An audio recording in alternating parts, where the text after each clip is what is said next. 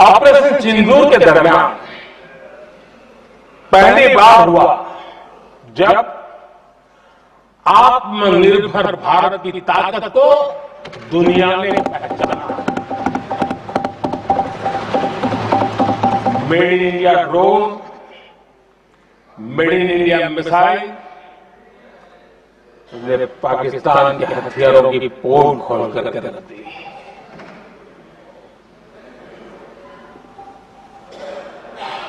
आदरणीय अध्यक्ष जी, और भी एक महत्वपूर्ण काम जो हुआ है, वैसे जब राजीव गांधी जी थे उस समय उनके जो डिफेंस का काम देखने वाले एम्बेसडर थे,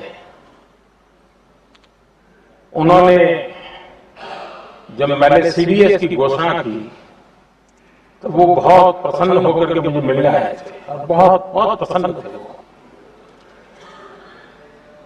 इस समय ऑपरेशन में नेवी, आर्मी, एयरफोर्स तीनों सेनाओं का ज्वाइंट एक्शन, इसके बीच की सिनर्जी, इसने पाकिस्तान के छक्के छुड़ा दिए।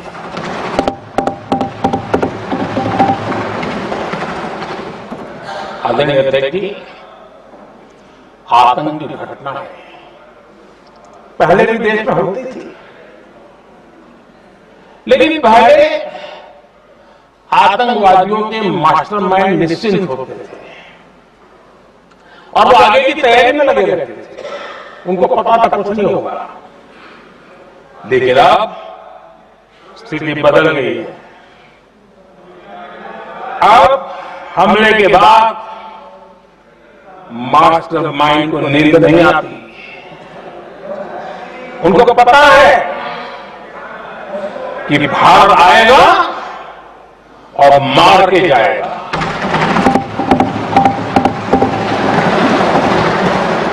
ये न्यू नॉर्मल भारत ने सेट कर दिया है।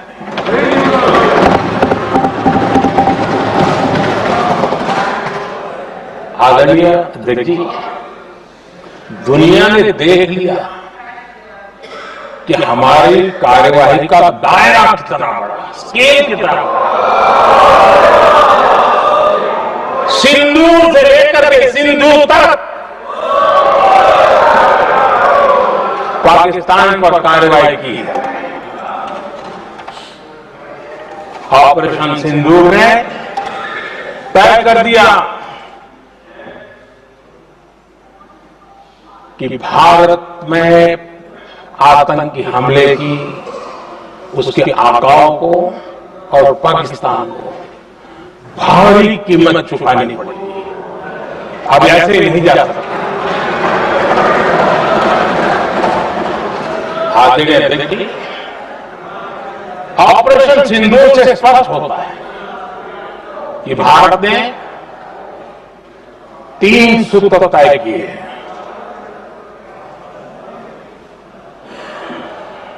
अगर भारत पर आतंकी हमला हुआ तो हम अपने तरीके से, अपनी शर्तों पर, अपने समय पर जवाब देकर के रहेंगे।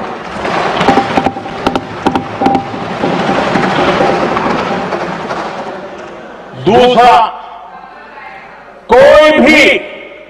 कोई भी न्यूक्लियर ब्लैकमेल अब नहीं चलेगा।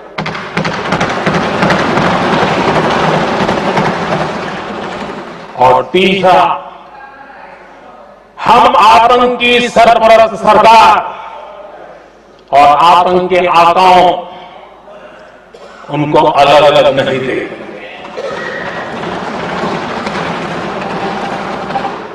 आदरणीय अध्यक्ष जी,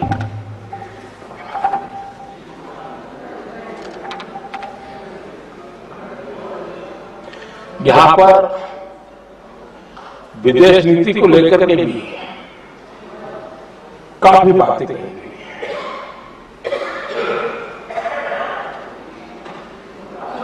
दुनिया के समर्थन को लेकर के भी काफी बातें कही गई। मैं आज सदन में कुछ बातें पूरी स्पष्टता से कह रहा हूं।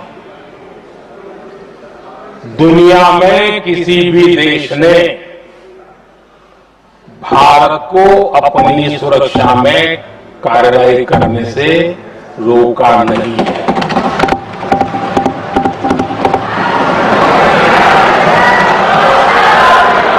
संयुक्त राष्ट्र 193 कंट्रीज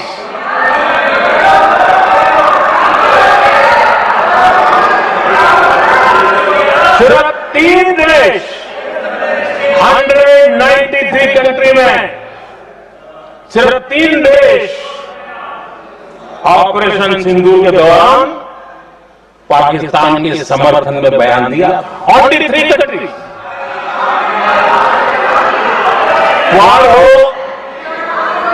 ब्रिक्स हो, फ्रांस, रूस, जर्मनी, कोई भी देश का नाम ले लीजिए, तमाम देश दुनिया भर से भारत को समर्थन मिला।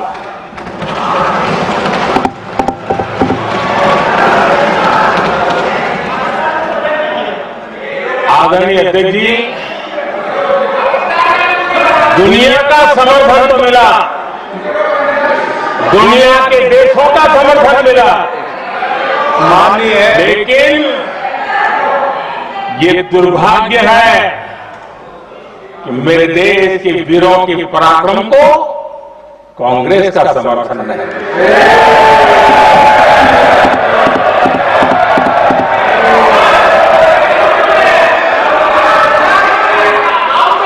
22 अप्रैल के बाद 22 अप्रैल के आतंकी हमले के बाद 3-4 दिन में ही ये उछल रहे थे और कहना शुरू कर दिया, कहां गई 56 इंच की छाती, कहां खो गया मोदी, मोदी तो फेल हो गया। क्या मजा ले रहे थे, उनको लगता है वाह भाई मारी। उनको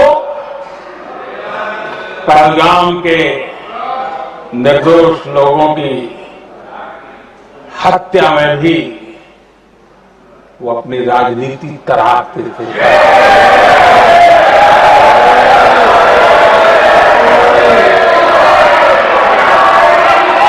अपनी स्वार्थी राजनीति के लिए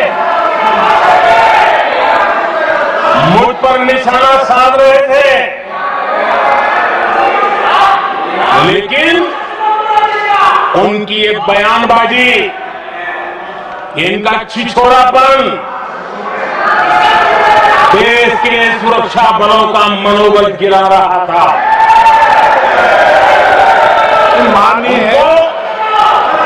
माननीय प्रतिपक्ष के नेता, एक मिनट, प्रतिपक्ष के नेता आपकी बात सबने ध्यान से सुनी। आप बेटे कांग्रेस करें और मुझे नेताओं को जैसे ये उचित नहीं है आपके लिए। न भारत के सामर्थ्य पर भरोसा है और न ही भारत की सेनाओं पर, इसलिए वो लगातार ऑपरेशन सिंदूर पर सवाल उठा रहे हैं। ऐसा करके आप लोग मीडिया में हेडलाइंस तो ले सकते हैं, लेकिन देशवासियों के दिलों में जगह नहीं बना सकते।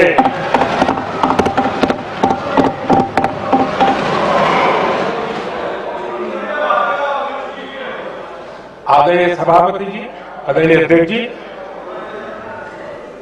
10 मई को भारत ने ऑपरेशन सिंदूर के तहत हो रहे एक्शन को रोकने की घोषणा की। इसको लेकर यहां भांति भांति की बातें कही। ये वही प्रोपेगेंडा है जो सीमा पार से फैलाया गया है। कुछ लोग सेना द्वारा दिए गए तथ्यों की जगह पाकिस्तान के झूठ प्रचार को आगे बढ़ाने में जुटे हुए हैं।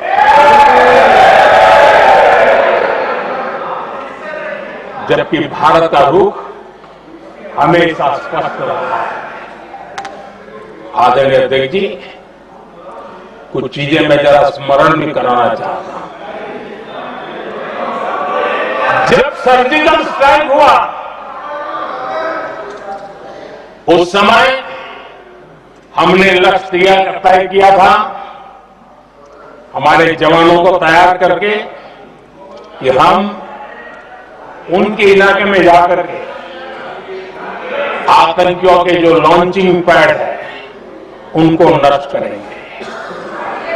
और सर्जिकल स्ट्राइक एक रात के उस ऑपरेशन में हमारे लोग सूर्योदय होते होते काम पूरा करके वापस आए। लक्ष्य निर्धारित था ये करना।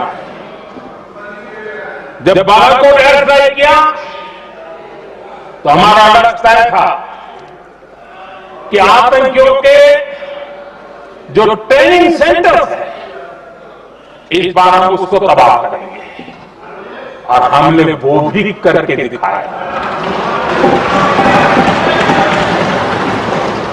ऑपरेशन सिंदूर के समय हमारा लक्ष्य तय था, और हमारा लक्ष्य था कि आतंक के जो एपी सेंटर है और पहलगाम के आतंकियों को जहां से पुरजोश योजना बनी, ट्रेनिंग मिली, व्यवस्था मिली, उस पर हमला करेंगे। हमने उनके नाभि पर हमला कर दिया।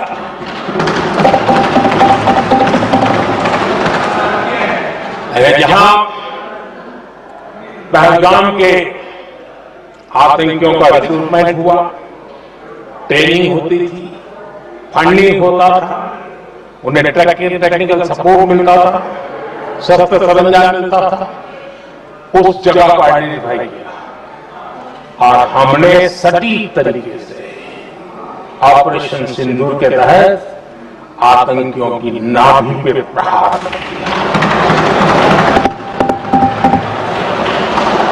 और आदरणीय अध्यक्ष जी, इस बार भी हमारी सेना ने 100% लक्ष्यों को हासिल करके देश के सामर्थ्य का परिचय दिया।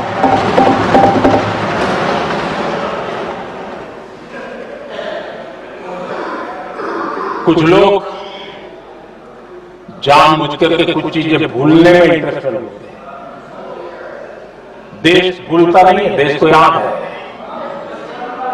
6 रात और 7 मई सुबह ऑपरेशन हुआ था, और 7 मई को सुबह भारत ने प्रेस कॉन्फ्रेंस हमारी सेना ने की, और उस प्रेस कॉन्फ्रेंस में भारत ने स्पष्ट कर दिया था, और पहले दिन से क्लियर था कि हमारा लक्ष्य है आतंकियों के आका, आतंकियों की जो व्यवस्था जहां से होती है वो, और उनके अड्डे, उनको हम ध्वस्त करना चाहते थे। और हमने प्रेस कॉन्फ्रेंस में कह दिया, हमने हमारा काम कर दिया है, हमने जो तय किया था पूरा कर दिया है। और इसलिए 6-7 मई को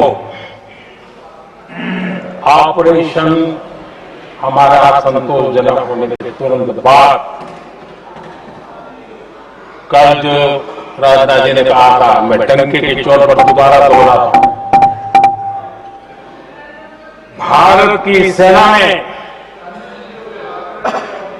पाकिस्तान की सेना को चंद मिनटों में बता दिया कि हमारा ये लक्ष्य था, हमने लक्ष्य पूरा कर दिया है, ताकि उनको पता चले और हमें भी पता चले कि उनके दिल दिमाग में क्या चलता है।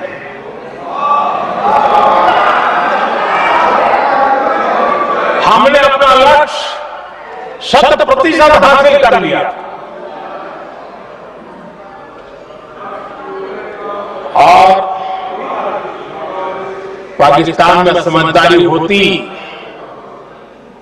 तो आतंकियों के साथ खुलेआम खड़े रहने की गलती न करता। उसने निर्लज्ज होकर आतंकवादियों के साथ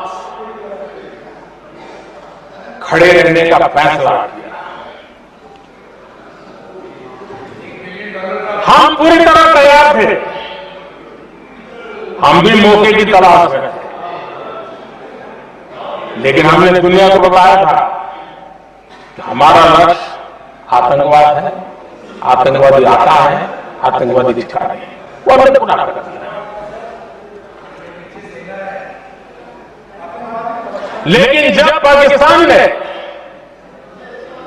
आतंकियों की मदद में आने का फैसला किया और मैदान में उतरने की हरकत की, तो भारत की सेना ने सालों तक याद रह जाए ऐसा करारा जवाब दे करके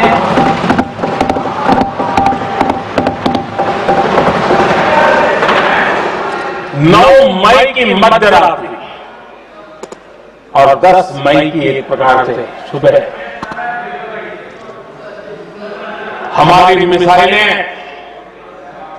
उन्होंने पाकिस्तान के हर कोने में प्रचंड प्रहार किया, जिसकी पाकिस्तान ने कभी कल्पना नहीं की थी और पाकिस्तान को घुटनों पर आने के लिए मजबूर कर दिया।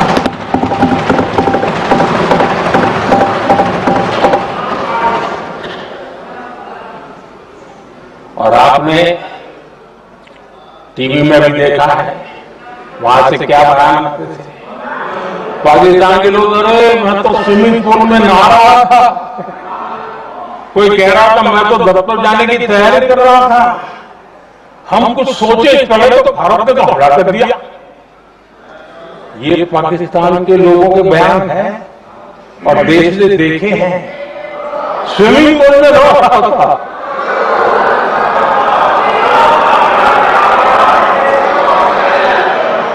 और जब इतना कड़ा प्रहार हुआ, पाकिस्तान ने जब सोचा तक नहीं था, तब जाकर के पाकिस्तान ने फोन करके डीजीएमओ के सामने फोन करके गुहार लगाई, बस करो, बहुत मारा, अब ज्यादा मार झेलने की ताकत नहीं है, प्लीज हमला रोक दो। पाकिस्तान के डीजीएमओ का फोन था। आज भारत ने तो पहले दिन ही कह दिया था, 7 तारीख सुबह की प्रेस देख लीजिए, कि हमने हमारा लक्ष्य पूरा कर दिया है, अगर आप कुछ करोगे तो महंगा होगा। और आप भी ऐसे कैसे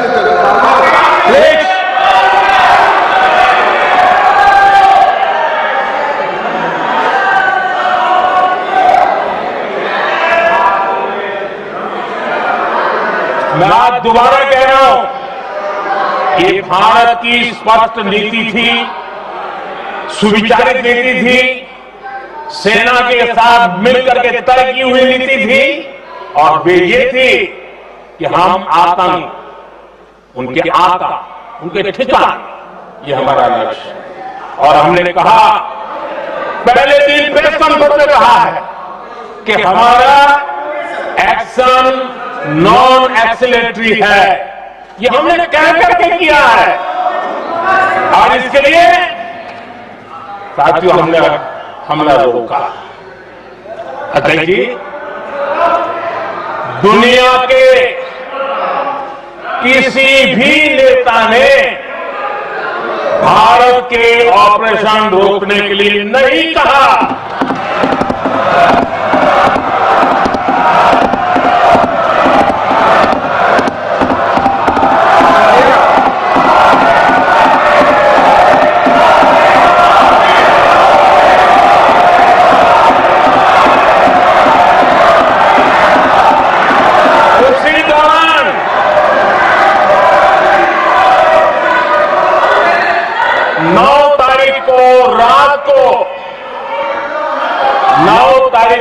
बात को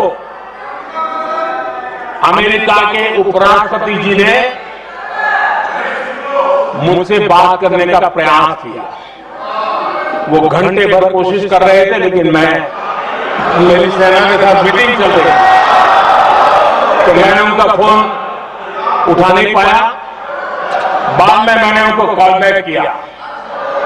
मैंने कहा कि आपका फोन था, 3-4 बार आपका फोन आ गया, क्या है? तो अमेरिका के उपराष्ट्रपति जी ने मुझे फोन पे बताया कि पाकिस्तान बहुत बड़ा हमला करने वाला है, ये उन्होंने मुझे बताया। मेरा जो जवाब था, जिनको समझ नहीं आता उनको तो नहीं आएगा,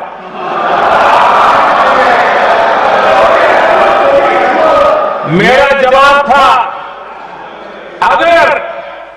अगर पाकिस्तान का ये इरादा है तो उसे बहुत महंगा पड़ेगा। कि मैंने अमेरिका के उपराष्ट्रपति को कहा,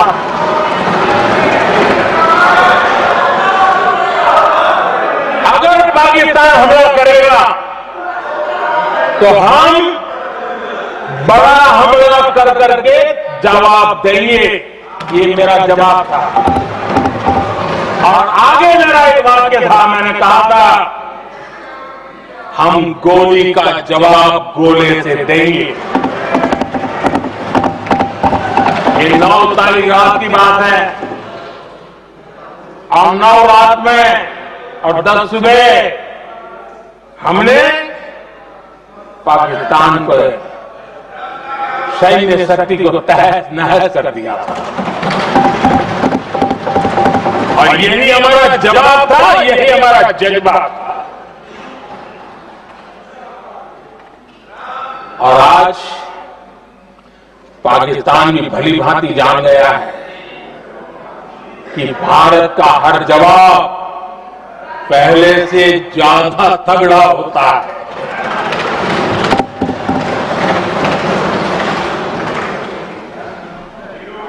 उसे ये भी पता है कि अगर भविष्य में नौबत आई तो भारत आगे कुछ भी कर सकता है। और इसलिए मैं फिर से लोकतंत्र के इस मंदिर में दोहराना चाहता हूं, ऑपरेशन सिंदूर जारी है।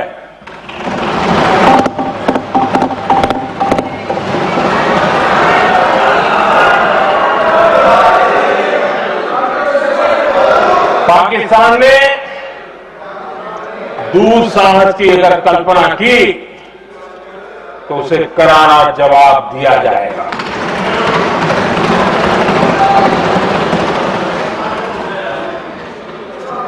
आदरणीय अध्यक्ष जी, आज का भारत आत्मविश्वास से भरा हुआ है। आज का भारत आत्मनिर्भरता के मंत्र को लेकर के पूरी शक्ति के साथ तेज गति से आगे बढ़ रहा है। देश देख रहा है भारत आत्मनिर्भर बनता जा रहा है।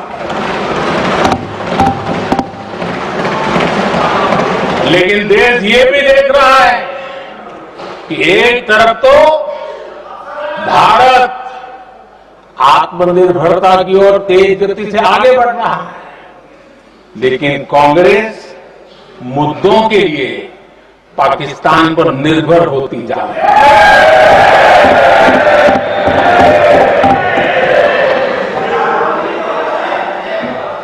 मैं आज पूरा दिन देख रहा था, जो 16 घंटे से जो चर्चा चल रही है, दुर्भाग्य से नहीं बेटे, सब जवाब दे दिया आपका, आप सुनते नहीं, सबका जवाब दे दिया प्लीज।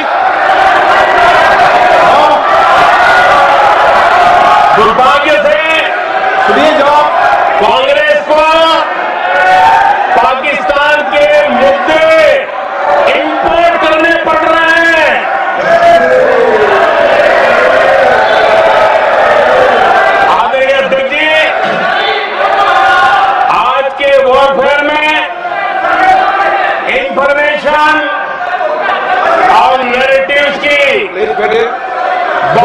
हमारी भूमिका है।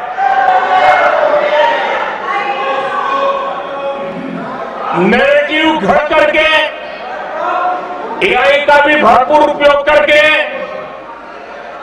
सेनाओं के मनोबल को कमजोर करने के खेल भी खेले जाते हैं। जनता के अंदर अविश्वास पैदा करने के भी भरपूर प्रयास होते हैं। दुर्भाग्य से कांग्रेस और उसके सहयोगी पाकिस्तान के ऐसे ही प्रपंच के प्रवक्ता बन चुके हैं।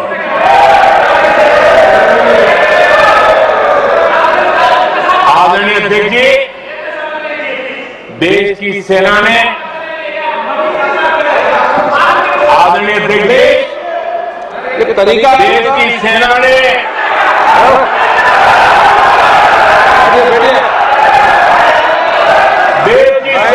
सर्जिकल स्ट्राइक की,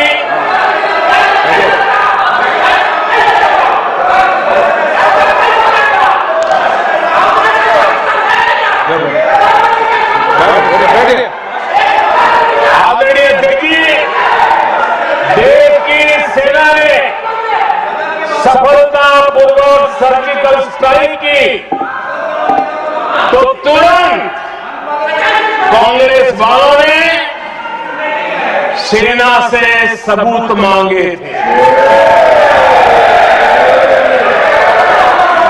लेकिन जब उन्होंने देश का मुंह देखा, देश का मिजाज देखा, तो सुर उनके बदलने लगे और बदल करके क्या कहने लगे? कांग्रेस के लोगों ने कहा, ये सर्जिकल स्ट्राइक क्या बड़ी बात है, ये तो हमने भी की थी।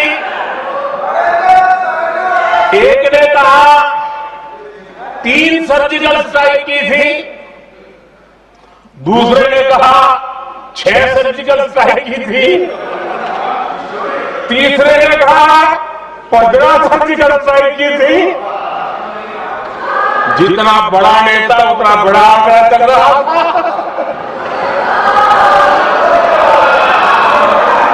आदरणीय अध्यक्ष जी, इसके बाद बालाकोट में सेना ने एयर स्ट्राइक की। अब एयर स्ट्राइक तो ऐसी थी, वो कुछ कह नहीं सकते थे, इसलिए तो नहीं कहा भी हमने भी की थी। उसमें तो उन्होंने समझदारी दिखाई, लेकिन फोटो मांगने लगे। एयर स्ट्राइक हुई तो फोटो दिखाओ, क्या कहां गिरा, क्या तोड़ा, कितना तोड़ा, कितने मरे, बस यही पूछते रहे। पाकिस्तान में यही पूछता, ये भी यही पूछते थे। इतना ही नहीं, आदरणीय अध्यक्ष जी, जब पायलट अभिनंदन पकड़े गए तो पाकिस्तान में तो खुशी का माहौल होना स्वाभाविक था कि उनके हाथ में भारतीय सेना का एक पायलट उनके हाथ लगा था। लेकिन यहां पर भी कुछ लोग थे जो कानों कानों में कह रहे थे, अब मोदी फंसा, अब अभिनंदन माए, मोदी ला करके दिखा दे, अब देखते हैं मोदी क्या करता है। आज डंके की चौक पर अभिनंदन पाकिस्तान।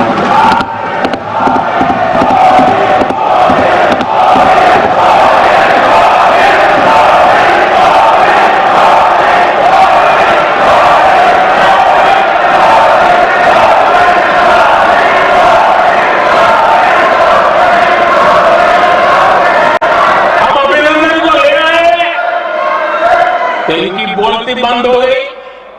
इनको लगा यार कि नसीब वाला आदमी है, हमारा हथियार हाथ से निकल गया।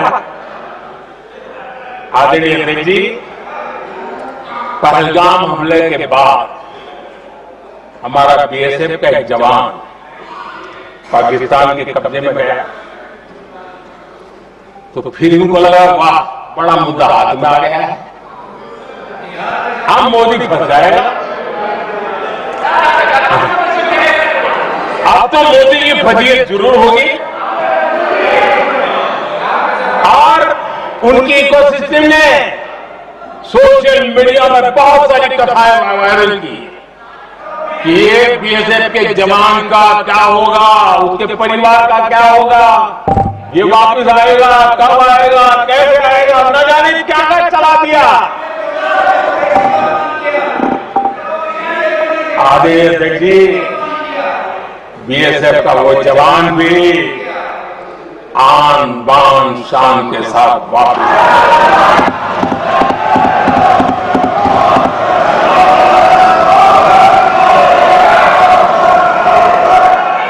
आतंकवादी रो रहे हैं,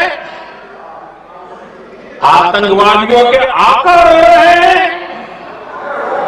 और उनको रोते देखकर यहां भी कुछ लोग रो रहे हैं।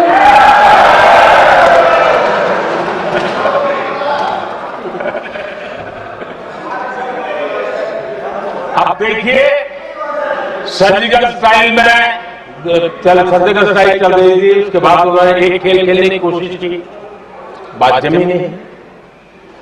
एयर स्ट्राइक हुई तो दूसरा खेल खेलने की कोशिश की, वो भी जमी नहीं। जब ये ऑपरेशन सिंदूर हुआ तो उन्होंने नया पैतरा शुरू किया। और क्या शुरू किया? रोक क्यों दिया? पहले तो मारने को तैयार नहीं देते मुक्त करते, अब कहते रोक क्यों दिया? वारे बयान बहादुरों,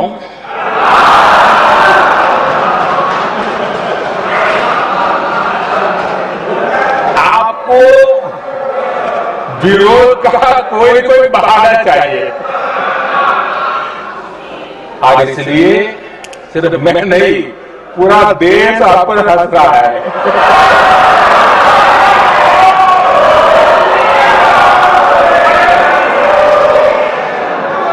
आगे देखिए,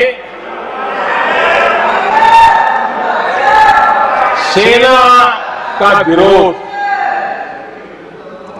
सेना के प्रति एक पता नहीं नेगेटिविटी, ये कांग्रेस का पुराना रवैया रहा। देश ने अभी करगिल विजय दिवस मनाया, लेकिन देश पूरी तरह जानता है कि उनके कार्यकाल में और आज तक करगिल के विजय को कांग्रेस ने अपनाया नहीं। न करगिल विजय दिवस मनाया है, न करगिल विजय का गौरव किया। इतिहास साक्षी है। देखिए,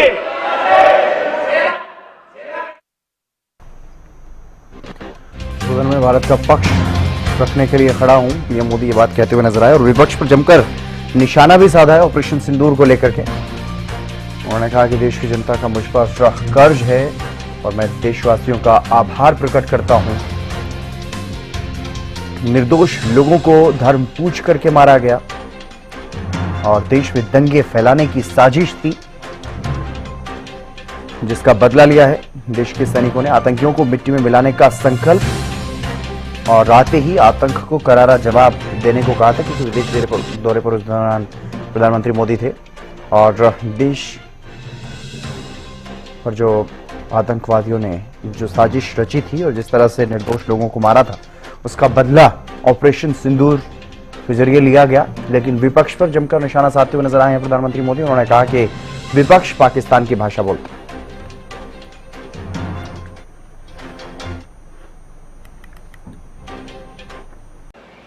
एक साक्षात प्रमाण है, ऐसे नहीं।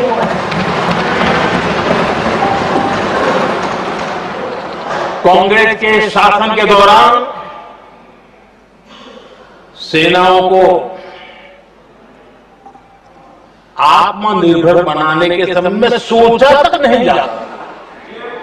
आज भी आत्मनिर्भर शब्द की मजाक उड़ाई है। वैसे वो महात्मा गांधी से आया हुआ है, लेकिन आज भी मजाक उड़ाई जाती है। हर रक्षा सौदे में कांग्रेस अपने मौके खोजती रहती है।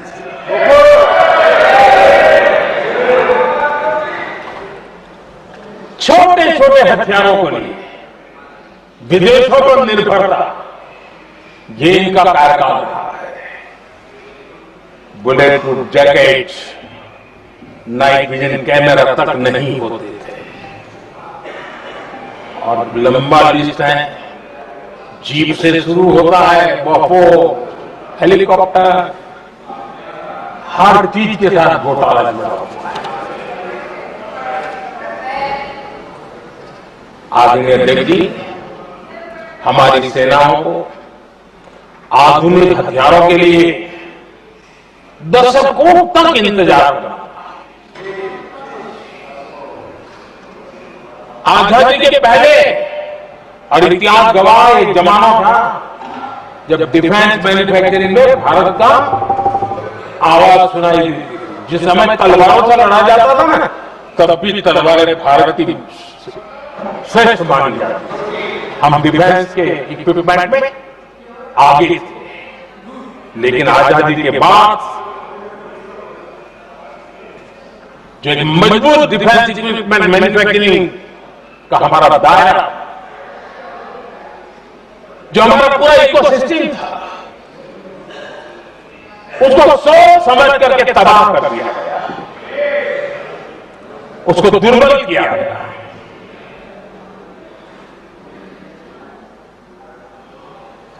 रिसर्च और मैन्युफैक्चरिंग के लिए रास्ते बंद कर दिए गए।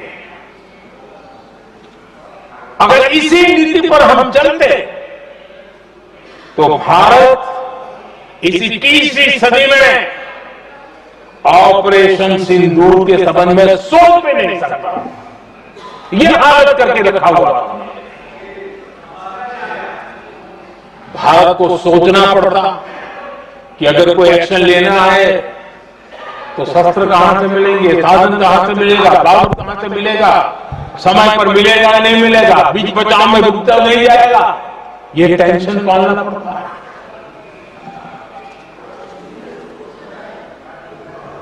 आदरणीय अध्यक्ष जी, बीते एक दशक मेक इन इंडिया हथियार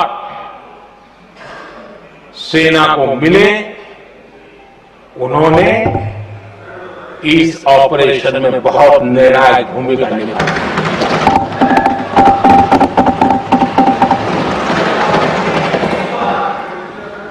आदरणीय अध्यक्ष जी, एक दशक पहले भारत के लोगों ने संकल्प लिया, हमारा देश सशक्त, आत्मनिर्भर और आधुनिक राष्ट्र बने। रक्षा, सुरक्षा, हर क्षेत्र में बदलाव के लिए एक के बाद एक ठोस कदम उठाए गए, सीरीज ऑफ रिफॉर्म्स किए गए, और देश में सेना में जो रिफॉर्म्स हुए हैं, जो आजादी के बाद पहली बार हुए।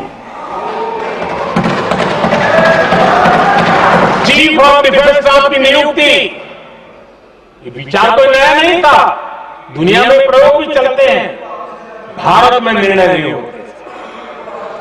हमने, ये बहुत बड़ा रिफॉर्म था, हमने किया, और बहुत ही मैं हमारी तीनों सेनाओं का अभिनंदन करता हूं कि इस व्यवस्था को उन्होंने दिल से सहयोग किया है, दिल से स्वीकार किया।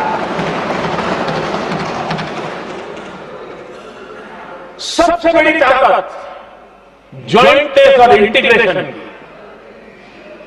इस समय नेवी हो, एयरफोर्स हो, आर्मी हो, ये इंटीग्रेशन और ज्वाइंटनेस ने हमारी ताकत को अनेक गुना बढ़ा दिया, और उसका परिणाम हमें नजर में आया है, ये हमने करके देखा है। सरकार की जो डिफेंस प्रोडक्शन की कंपनियां थी, उसमें हमने रिफॉर्म किए। शुरुआत में वहां पर आग लगाना, आंदोलन करवाना, हड़तालें करवाने के खेल चल रहे थे, अभी भी बंद नहीं हुए हैं, लेकिन देश हित को सर्वोपरि मान करके उन डिफेंस इंडस्ट्री के हमारे जो लोग थे सरकारी व्यवस्था में, उन्होंने इसको मन से लिया, रिफॉर्म को स्वीकार किया और वो भी आज बहुत प्रोडक्टिव बन गए। इतना ही नहीं, हमने प्राइवेट सेक्टर के लिए भी डिफेंस के दरवाजे खोल दिए हैं और आज भारत का प्राइवेट सेक्टर आगे आ रहा है। आज स्टार्टअप डिफेंस के क्षेत्र में हमारे 27-30 साल के नौजवान, टियर 2, टियर 3 सिटी के नौजवान, कई कुछ जगह तो बेटियां स्टार्टअप का नेतृत्व कर रही है। डिफेंस के सेक्टर में सैकड़ों की तादाद में आज स्टार्टअप काम कर रहे हैं।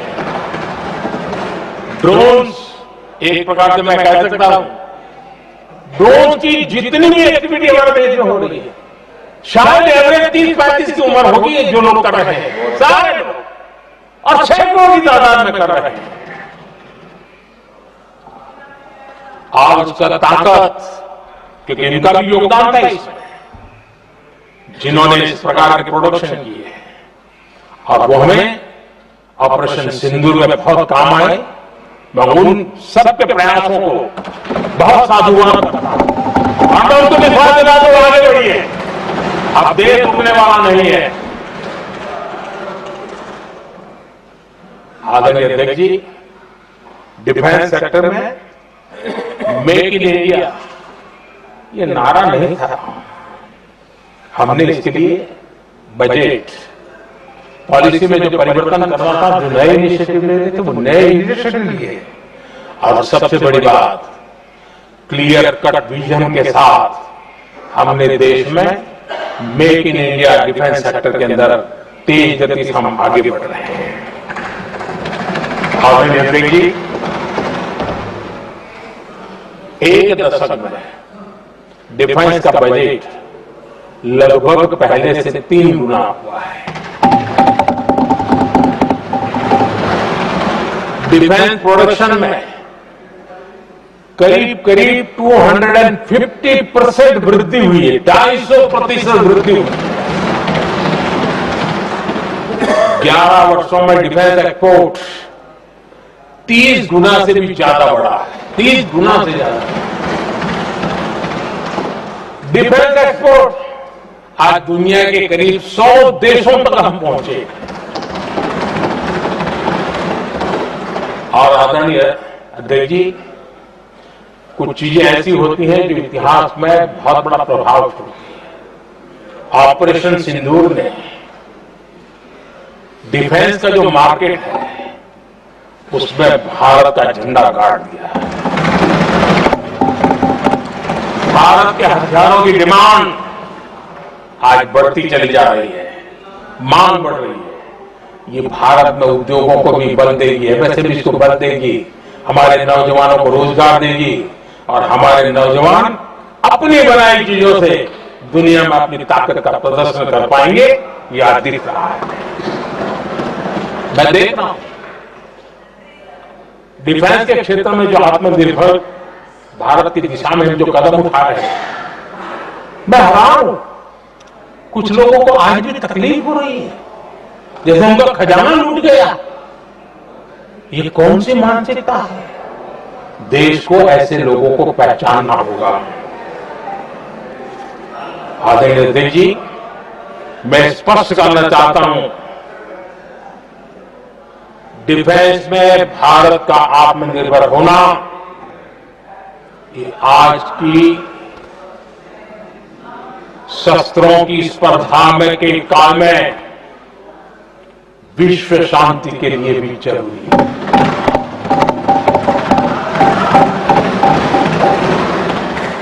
मैं पहले भी कह चुका हूं, भारत युद्ध का नहीं बुद्ध का देश है। हम समृद्धि शांति चाहते हैं, लेकिन हम ये कभी न भूले कि समृद्धि का और शांति का रास्ता शक्ति से ही गुजरता है।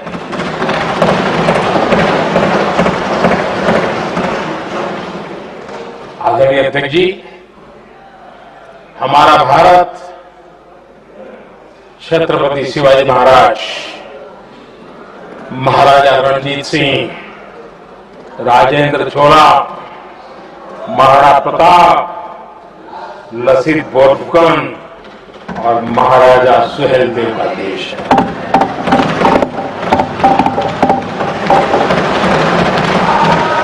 आदरणीय अध्यक्ष जी, हम विकास और शांति के लिए सामरिक सामर्थ्य पर भी फोकस करते हैं। आदरणीय अध्यक्ष जी, कांग्रेस के पास नेशनल सिक्योरिटी का विजन पहले था और आज तो सवाल ही नहीं उठता है।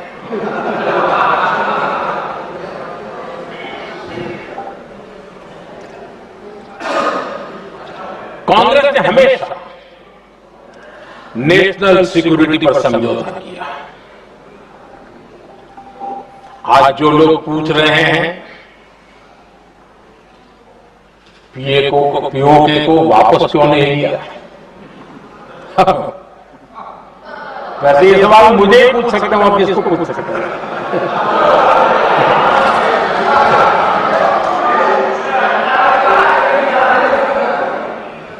लेकिन इसके पहले जवाब देना होगा पूछने वालों को।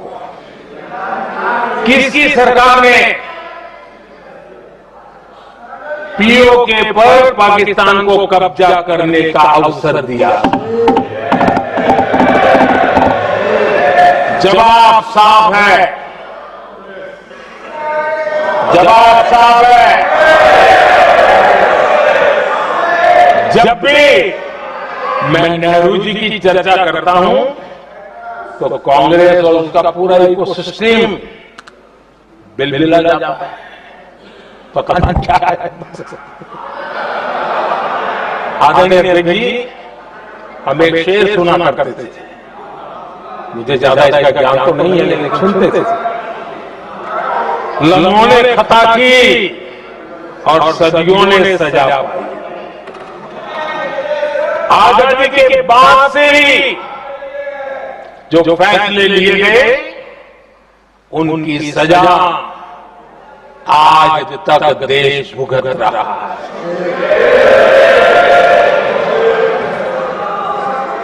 यहां बार बार एक बात का जिक्र हुआ और मैं फिर से करना चाहूंगा।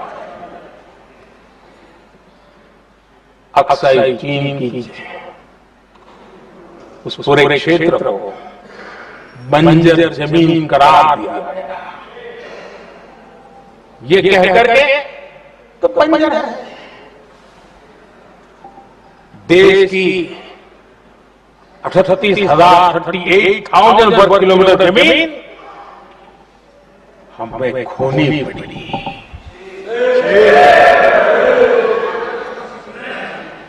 आदरणीय अध्यक्ष जी, मैं जानता हूं मेरी कुछ बातें चुभने वाली है। 1962 और 1963 के बीच कांग्रेस के नेता जम्मू कश्मीर के पूंछ, उरी, नीलम वैली और किशनगंगा को छोड़ देने का प्रस्ताव रख रहे थे।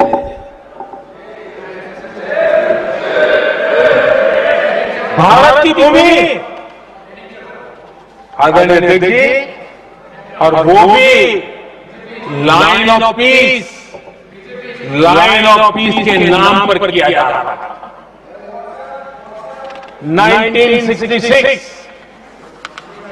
रण ऑफ कच्छ पर इन्हीं लोगों ने मध्यस्थता स्वीकार की।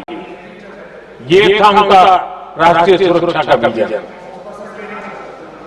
एक बार फिर उन्होंने भारत का करीब 800 वर्ग किलोमीटर क्षेत्र पाकिस्तान को सौंप दिया, जिसमें छड़बेट भी शामिल है कि कहीं इसको छड़ाबेट भी कहते हैं। 1965 की जंग में हाजीपीर पास को हमारी सेना ने वापस जीत लिया था। लेकिन कांग्रेस ने उसे फिर लौटा दिया।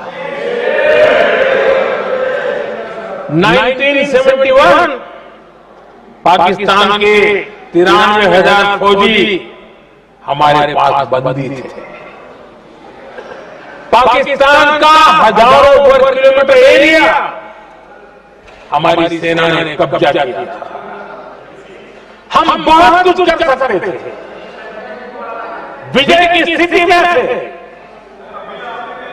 उस दौरान अगर थोड़ी सा विजन होता, थोड़ी सी समझ होती, तो पीओ के वापस लेने का निर्णय हो सकता।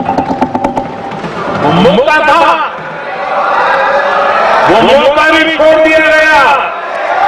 अरे इतना ही नहीं, इतना सारा जब सामने टेबल पर था, अरे कम से कम करतारपुर साहब को तो ले सकते थे, वो ही नहीं कर पाया।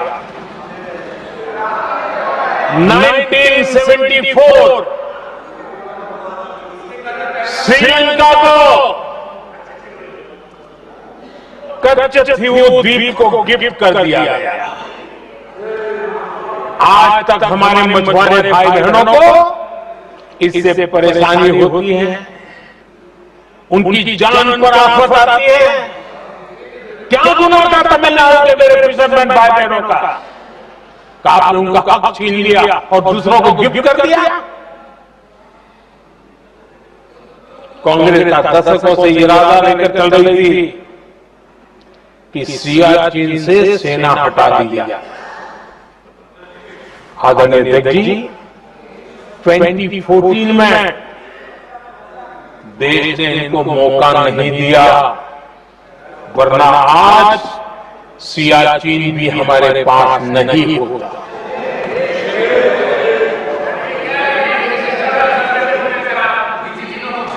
आदरणीय अध्यक्ष जी, आजकल कांग्रेस के जो लोग हमें डिप्लोमेसी का पाठ पढ़ा रहे हैं, मैं उन्हें उनकी डिप्लोमेसी याद दिलाना चाहता हूं, ताकि उनको भी कुछ याद रहे, पता चले। 26/11 जैसे भयंकर हमले के बाद बहुत बड़ा आतंकी हमला, कांग्रेस का पाकिस्तान से प्रेम नहीं रुका। इतनी बड़ी घटना 26/11 की हुई थी। विदेशी दबाव में हमले के कुछ हफ्तों के भीतर ही कांग्रेस सरकार ने पाकिस्तान से बातचीत शुरू कर दी। आदरणीय अध्यक्ष जी, कांग्रेस सरकार ने 26/11 इतनी बड़ी घटना के बाद भी एक भी डिप्लोमेट को भारत से बाहर निकालने की हिम्मत नहीं की। छोड़ो इसे, एक वीजा तक कैंसिल नहीं किया गया, वीजा तक कैंसिल नहीं किया। देश पर पाकिस्तानी स्पॉन्सर बड़े बड़े हमले होते थे, लेकिन यूपीए सरकार ने पाकिस्तान को मोस्ट फेवर्ड नेशन का दर्जा देकर रखा था। वो कभी वापस नहीं लिया। एक तरफ देश मुंबई के हमले का ये न्याय मांग रहा था, दूसरी तरफ कांग्रेस पाकिस्तान के साथ व्यापार करने में लगी थी।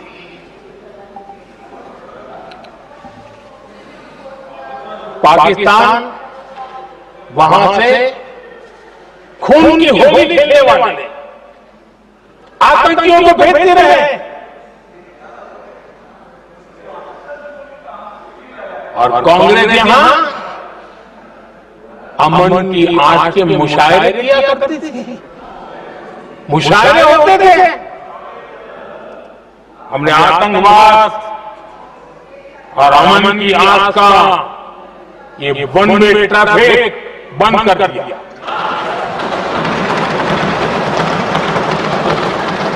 हमने पाकिस्तान का MFN का दर्जा रद्द किया, वीजा बंद किया, हमने अटारी वाघा बॉर्डर को बंद कर दिया। आदरणीय अध्यक्ष जी,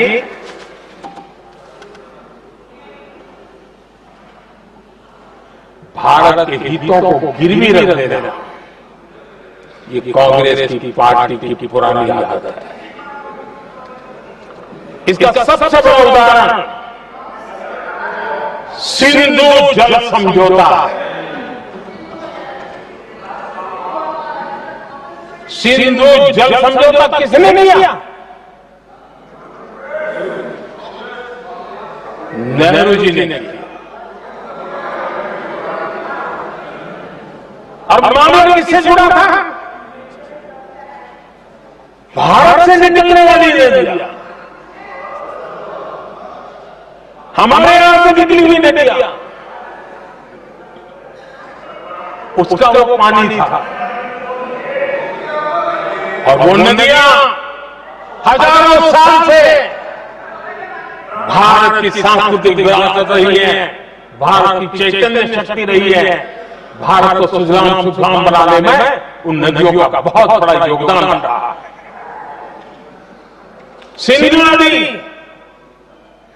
जो सदियों से भारत की पहचान हुआ करती थी, उसी से भारत जाना चाहता था। लेकिन नेहरू जी और कांग्रेस ने सिंधु और झेलम जैसी नदियों पर विवाद के लिए पंचायत किसको दी? वर्ल्ड बैंक को दी।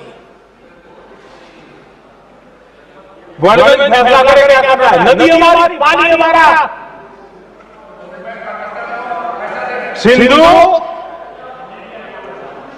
सिंधु जल समझौता सीधा सीधा भारत की अस्मिता और भारत के स्वाभिमान के साथ किया गया बहुत बड़ा धोखा था।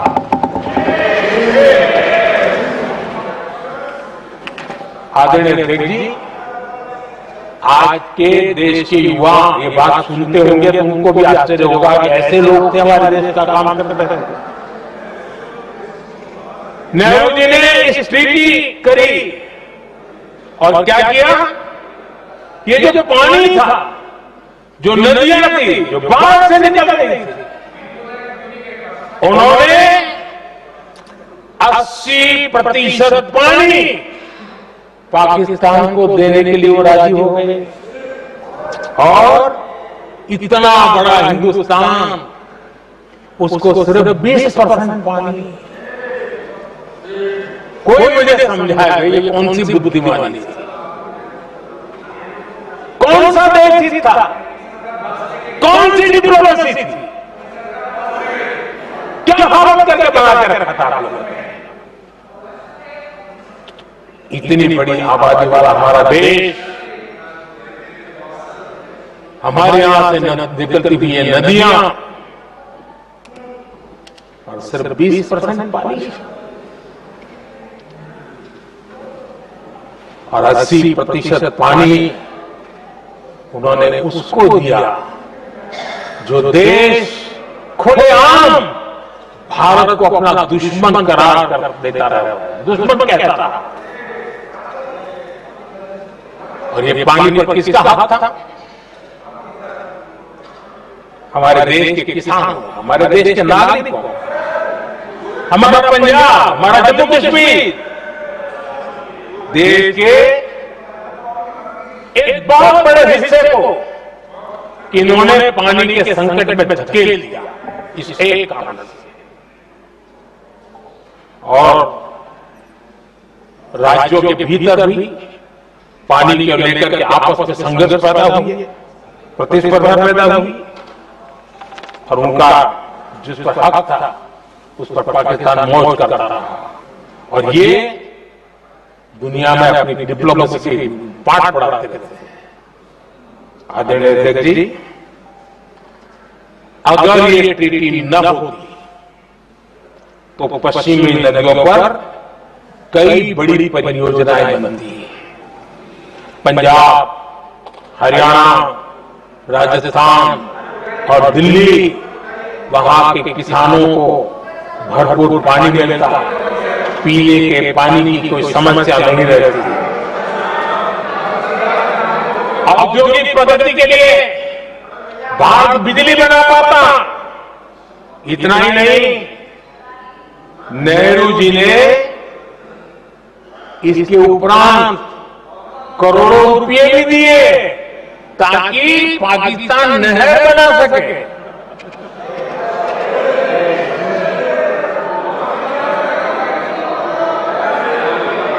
आदरणीय अध्यक्ष जी, इससे भी बड़ी बात, देश चौंक जाएगा। ये चीजें छिपाई गई है, दबा दी गई है। कहीं भी बात बनता है तो उसमें एक मैकेनिज्म होता है, उसकी सफाई का, डीसिल्टिंग का। उसमें जो मिट्टी भर जाती है, बाकी घास वगैरह करके भर जाता है तो उसकी कैपेसिटी कम होती है, तो उसकी सफाई के लिए यानी इनबिल्ट व्यवस्था होती है। नेहरू जी ने पाकिस्तान के कहने पर यह शर्त स्वीकार की है कि इन बांध में जो मिट्टी आएगी, कूड़ा कचरा आएगा और बांध भर जाएगा, इसकी सफाई नहीं कर सकते, डिसिल्टिंग नहीं कर सकते हैं। बांध हमारा है, पानी हमारा, लेकिन निर्णय पाकिस्तान का कि आप डिसिल्टिंग नहीं कर सकते। इतना ही नहीं, जब इस बार मैं डिटेल में गया तो एक बांध तो ऐसा है कि जहां ये डिसिल्टिंग के लिए जो गेट होता है ना, उसको वेल्डिंग कर दिया गया है ताकि कोई गलती से भी खोल करके मिट्टी को निकाल न दे। पाकिस्तान ने नेहरू जी से लिखवा दिया था कि भारत बिना पाकिस्तान की मर्जी अपने बांधों में जमा होने वाली मिट्टी साफ नहीं करेगा, डिसिल्टिंग नहीं करेगा। ये समझौता देश के खिलाफ था और बाद में नेहरू जी को भी ये गलती माननी पड़ी। इस समझौते में निरंजन दास गुलाटी करके एक सज्जन उसमें जुड़े हुए थे। उन्होंने किताब लिखी, उस किताब में उन्होंने लिखा है कि फरवरी 1961 में नेहरू ने उनसे कहा था, गुलाटी, मुझे उम्मीद थी कि यह समझौता अन्य समस्याओं के समाधान का रास्ता खोलेगा, लेकिन हम वही हैं जहां पहले थे। ये नेहरू जी ने कहा। नेहरू जी केवल तत्कालिक प्रभाव देख पा रहे थे, इसलिए उन्होंने कहा कि हम वहीं के वहीं हैं, लेकिन सच्चाई ये कि इस एग्रीमेंट के कारण देश बहुत पिछड़ गया, देश बहुत पीछे चल गया और देश का बहुत नुकसान हुआ। हमारे किसानों को नुकसान हुआ, हमारी खेती को नुकसान हुआ। आप नेहरू जी उस डिप्लोमेसी को जानते थे जिसमें किसान का कोई वजूद नहीं था, ये हाल करके रखा था उन्होंने। आदरणीय अध्यक्ष जी, पाकिस्तान आगे दशकों तक भारत के साथ युद्ध और छद्म युद्ध, प्रॉक्सी वॉर करता ही रहा, लेकिन कांग्रेस की सरकारों ने बाद में भी सिंधु जल समझौते की तरफ देखा तक नहीं, नेहरू जी की गलती को सुधारा तक नहीं। आदरणीय अध्यक्ष जी, लेकिन अब भारत ने पुरानी गलती को सुधारा है, ठोस निर्णय लिया। भारत ने नेहरू जी द्वारा किए गई बहुत बड़ी ब्लंडर सिंधु जल समझौते को देश हित में, किसानों के हित में एबेंस में रख दिया। देश का अहित करने वाला ये समझौता अब इस रूप में आगे नहीं चल सकता। भारत ने तय कर दिया है, खून और पानी साथ साथ नहीं बह सकते।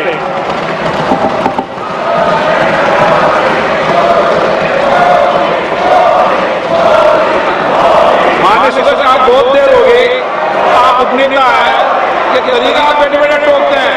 प्लीज, ये शोभा नहीं देता आपके लिए। बैठिए बैठिए बैठिए, आदरणीय शोभा नहीं देता। अध्यक्ष जी, अपने अपनी मर्यादा बना के रखें। बैठिए। वहां बैठे साथी आतंकवाद पर लंबी लंबी बातें करते हैं। जब ये सत्ता में था, जब इनको राज करने का अवसर मिला था,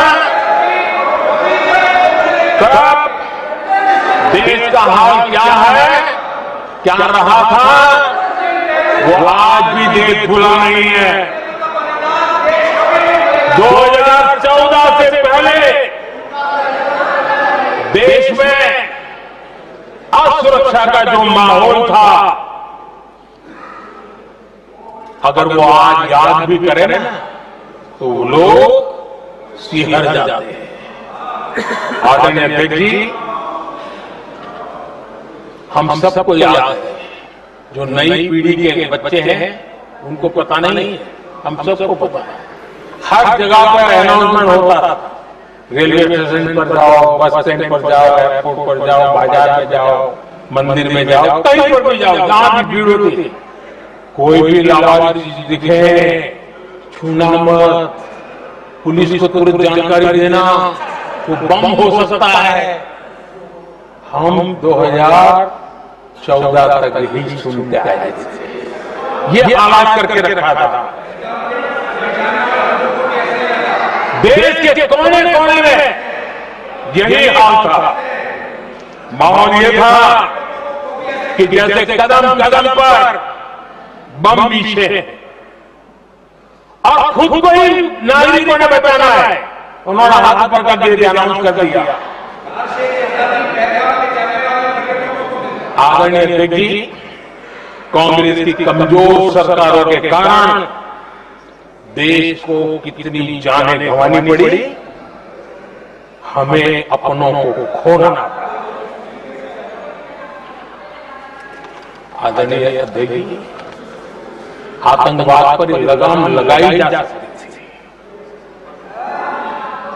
हमारी सरकार ने 11 साल में ये करके दिखाया है, बहुत बड़ा सबूत है।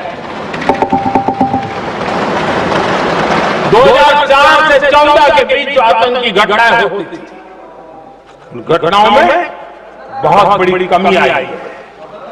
इसलिए देश भी जानना चाहता है, अगर हमारी सरकार आतंकवाद पर नकेल कस सकती है, तो कांग्रेस सरकारों की ऐसी कौन सी मजबूरी थी कि आतंकवाद को फलने फूलने दी। आदरणीय अध्यक्ष जी, कांग्रेस के राज में आतंकवाद अगर फला फूला है, उसका एक बड़ा कारण इनकी तुष्टीकरण की राजनीति, वोट बैंक की राजनीति है। जब दिल्ली में बाटला हाउस एनकाउंटर हुआ, कांग्रेस की बड़ी नेता के आंख में आंसू थे, आतंकवादी मारे गए इसके कारण। और वोट पाने के लिए इस बात को हिंदुस्तान के कोने कोने में पहुंचाया गया। आदरणीय अध्यक्ष जी, 2001 में देश की संसद पर हमला हुआ था, तब कांग्रेस के बड़े नेता ने अफजल गुरु को बेनिफिट ऑफ डाउट देने की बात कही। आदरणीय अध्यक्ष जी, मुंबई में 26/11 का इतना बड़ा आतंकी हमला हुआ, एक पाकिस्तानी आतंकी जिंदा पकड़ा गया। पाकिस्तान की मीडिया ने, दुनिया ने यह स्वीकार किया कि ये पाकिस्तानी है, लेकिन यहां कांग्रेस पार्टी इतना बड़ा पाकिस्तान का पाप, इतना बड़ा पाकिस्तानी आतंकी हमला, और ये क्या खेल खेल रहे थे? वोट बैंक की राजनीति के लिए क्या कर रहे थे? कांग्रेस पार्टी इसको भगवा आतंक सिद्ध करने में जुटी हुई है।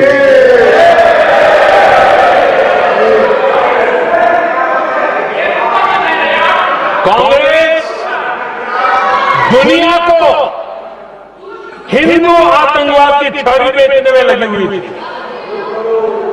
कांग्रेस के एक नेता ने अमेरिका के बड़े राजनयिक को यहां तक कह दिया था कि लश्कर-ए तोयबा से भी बड़ा खतरा भारत के हिंदू ग्रुप। ये कहा गया था तुष्टीकरण के लिए कांग्रेस ने जम्मू कश्मीर में भारत का संविधान, बाबा साहब अम्बेडकर का संविधान, उसे जम्मू कश्मीर में पैर नहीं रखने दिए, इन्होंने घुसने नहीं दिया, उसे बाहर रखा। तुष्टीकरण और वोट बैंक की राजनीति के लिए कांग्रेस हमेशा देश की सुरक्षा को बलि चढ़ाती रही। आदरणीय अध्यक्ष जी, तुष्टीकरण के लिए ही कांग्रेस ने आतंकवाद से जुड़े कानूनों को कमजोर किया। गृहमंत्री जी ने आज विस्तार से सदन में कहा, इसलिए मैं इसको रिपीट करना नहीं चाहता। आदरणीय अध्यक्ष जी, मैंने इस सत्र की शुरुआत में आग्रह किया था, मैंने कहा था कि दल हित में हमारे मत मिले न मिले, दल हित में हमारे मत मिले न मिले, देश हित में हमारे मन जरूर मिलने चाहिए। पहलगाम की विभीषिका ने हमें गहरे गांव दिए, उसने देश को झकझोर दिया। इसके जवाब में हमने ऑपरेशन सिंदूर किया, तो सेनाओं के पराक्रम ने, हमारे आत्मनिर्भर अभियान ने देश में एक सिंदूर स्पिरिट पैदा किया।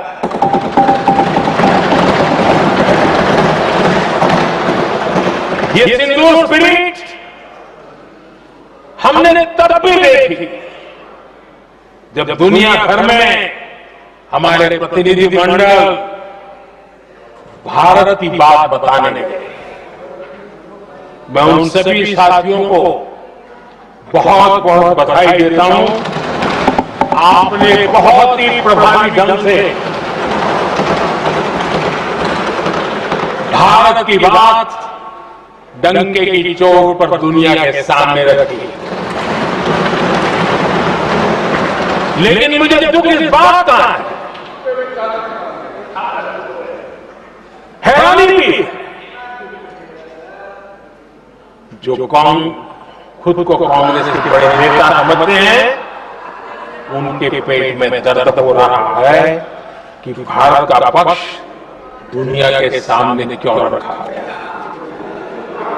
शायद कुछ नेताओं को सदन में बोलने पर भी पाबंदी लगा दी।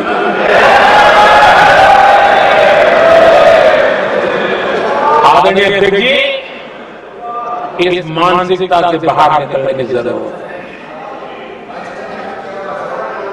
कुछ पंक्तियां मेरे मन में आती हैं, मैं अपने भाव व्यक्त करना चाहता हूं। आदरणीय अध्यक्ष जी, करो चर्चा और इतनी करो, करो चर्चा और इतनी करो कि दुश्मन दहशत से दहल उठे, दुश्मन दहशत से दहल उठे। रहे ध्यान बस इतना ही, रहे ध्यान बस इतना ही, मान सिंदूर और सेना का प्रश्नों में भी अटल रहे। हमला मां भारती पर हुआ अगर तो प्रचंड प्रहार करना होगा। दुश्मन जहां भी बैठा हो, हमें भारत के लिए ही जीना होगा। मेरा कांग्रेस के साथियों से आग्रह है कि एक परिवार के दबाव में पाकिस्तान को क्लीन चिट देना बंद करो। जो देश की विजय की क्षण है, कांग्रेस उसे देश के उपहार का क्षण न बनाए। कांग्रेस अपनी गलती सुधारे। मैं आज सदन में फिर स्पष्ट करना चाहता हूं, अब भारत आतंकी नर्सरी में ही आतंकियों को मिट्टी में मिला है।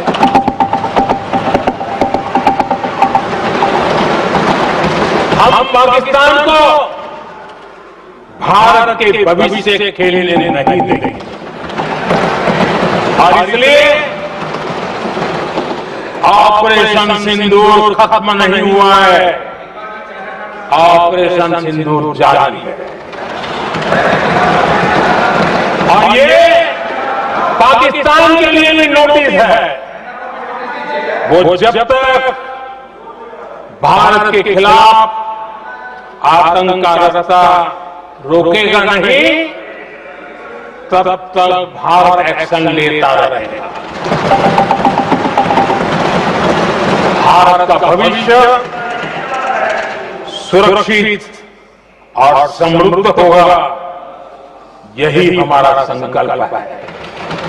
इसी भाव के साथ मैं फिर से सभी सदस्यों को सार्थक चर्चा के लिए धन्यवाद देता हूं। और आदरणीय अध्यक्ष जी, मैंने भारत का पक्ष रखा है, भारत के लोगों की भावनाओं को व्यक्त किया है। मैं सदन का फिर से आभार व्यक्त करता हूं। बहुत बहुत धन्यवाद।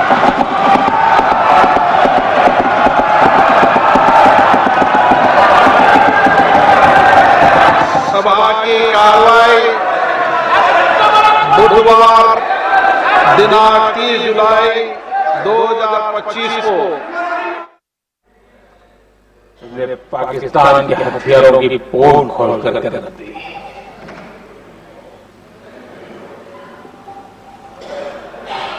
आदरणीय अध्यक्ष जी, और भी एक महत्वपूर्ण काम जो हुआ है, वैसे जब राजीव गांधी जी थे उस समय उनके जो डिफेंस का काम देखने वाले एम्बेसडर थे, उन्होंने जब मैंने सीडीएस की घोषणा की तो वो बहुत प्रसन्न होकर के मुझे मिलने आए थे और बहुत बहुत प्रसन्न थे वो। इस समय ऑपरेशन में नेवी, आर्मी, एयरफोर्स, तीनों सेनाओं का ज्वाइंट एक्शन, इसके बीच की सिनर्जी, इसने पाकिस्तान के छक्के छुड़ा दिए।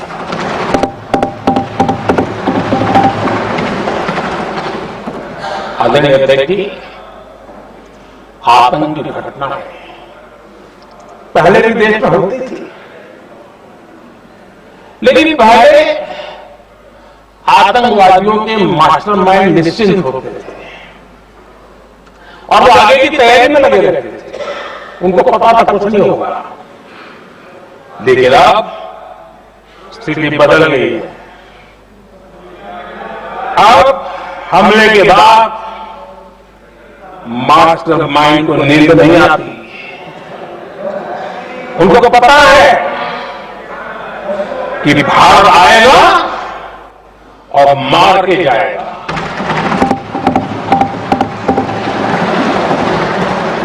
ये न्यू नॉर्मल भारत ने सेट कर दिया है।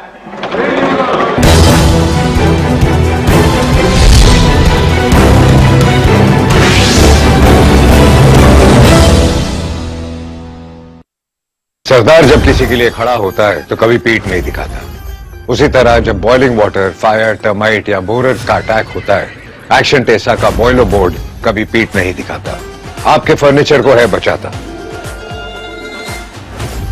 एक्शन टेसा कोई नहीं ऐसा। Son of Sardar 2 releasing in your nearest cinemas.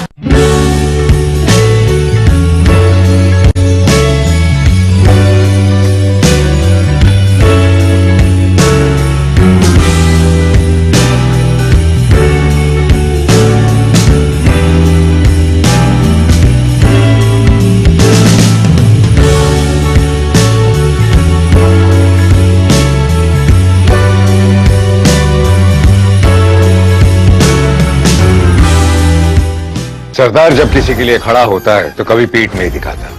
उसी तरह जब बॉइलिंग वाटर, फायर, टर्माइट या बोरर का अटैक होता है, एक्शन टेसा का बॉयलर बोर्ड कभी पीठ नहीं दिखाता, आपके फर्नीचर को है बचाता।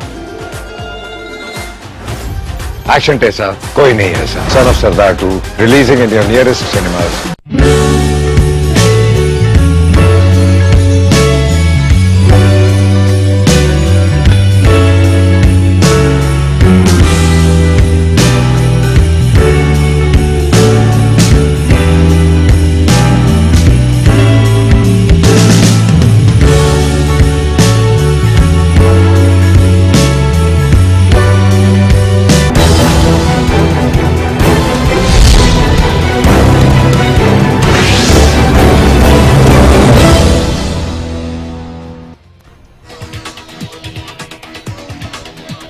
सदन में ऑपरेशन सिंदूर को लेकर बोले पीएम मोदी, हमने घुसकर मारा, परमाणु धमकी नहीं चलेगी। कांग्रेस पर भी बरसे।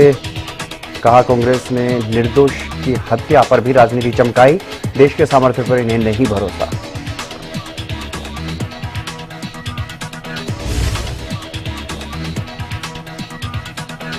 सदन में ऑपरेशन सिंदूर को लेकर सरकार पर जमकर निशाना साधते हुए नजर आए नेता प्रतिपक्ष राहुल गांधी। सेना को सरकार ने नहीं दी खुली छूट, पीएम मोदी को चैलेंज, दम है तो सदन में बोले ट्रंप झूठा है।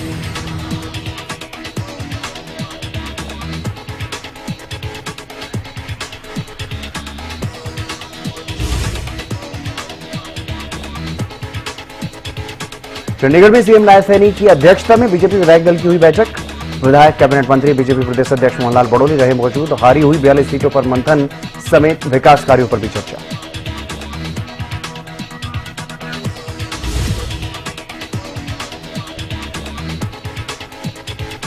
हरियाणा में 30 और 31 जुलाई को होने वाली एस्टेट परीक्षा के लिए तैयारियां पूरी। प्रशासन ने कसी कमर। बोर्ड सचिव और अध्यक्ष बोले शांतिपूर्ण तरीके से संपन्न करवाएंगे परीक्षा, तो जिन स्कूलों में केंद्र बनाए गए वहां छुट्टी।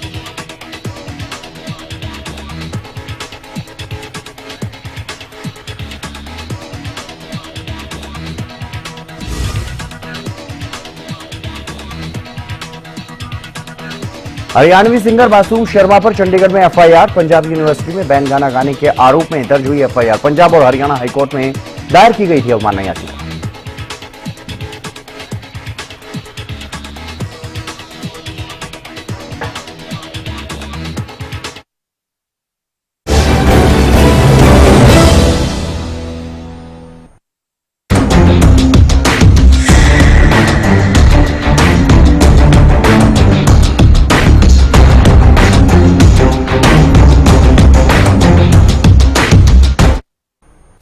नमस्कार, हरियाणा न्यूज देख रहे हैं आप और मैं हूं आपके साथ हितेंद्र। बुलेटिन का आगाज करते हैं।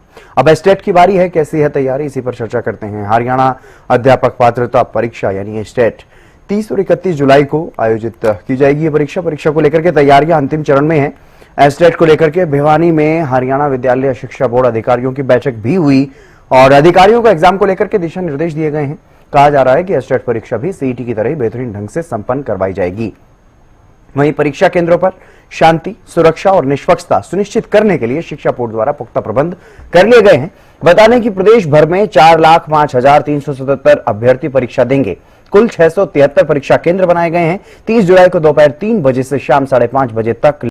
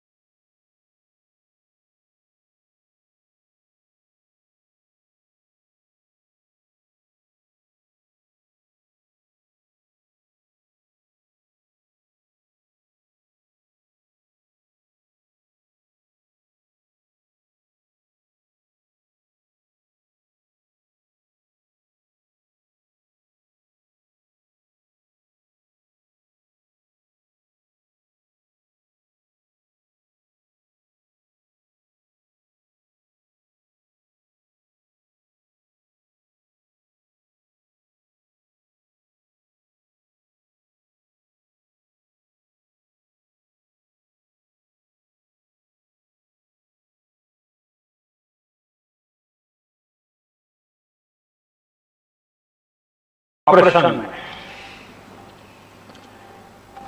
नेवी, आर्मी, एयरफोर्स,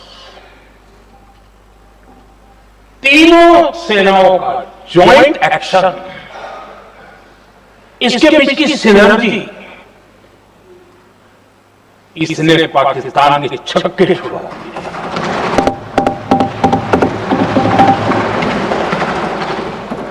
आदरणीय अध्यक्ष जी, आतंक की घटना है, पहले भी देश में होती थी,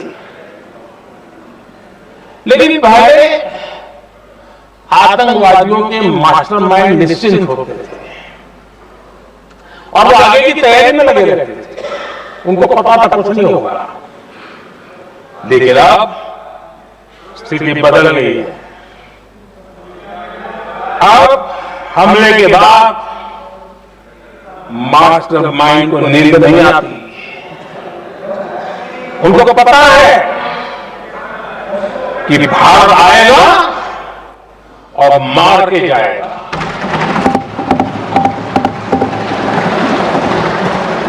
ये न्यू नॉर्मल भारत ने